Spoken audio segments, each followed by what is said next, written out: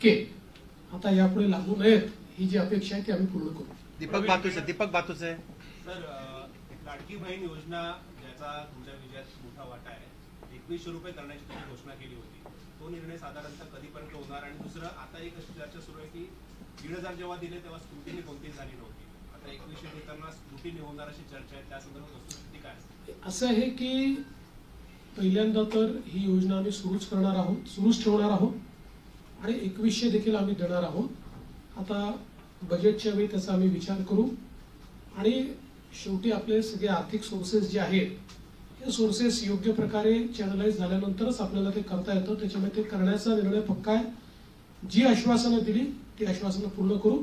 त्याकरता ज्या व्यवस्था करायच्या त्या व्यवस्था आम्ही आधी करू. स्क्रुटिनीचा जिथपर्यंत सवाल आहे तिथपर्यंत एवढंच आहे की निकषाच्या बाहेर जर कोणी घेतलं असेल, निकषातला जो असेल त्याला कोणालाही त्यातलं कमी करायचं नाही आहे. पण काही तक्रारी आल्या आहेत की निकषाच्या बाहेर मिळालेला आहे.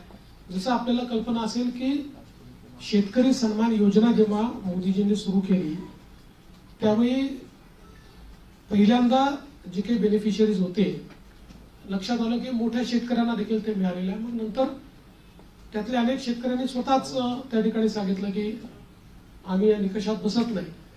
मला असं वाटतं त्यानंतर ती स्थिर झाली. अशाच प्रकारे जर ॲपरंटली या योजनेमध्ये काही ज्यांना आपण निकष ठरवलेले आहेत त्या निकषाच्या बाहेरच्या आमच्या बहिणी मिळाल्या तर त्याचा पुनर्विचार होईल. पण सरसकट काही पुनर्विचार वगैरे करण्याचा विषय नाही. अभय देशपांडे. मंत्रिमंडळाचा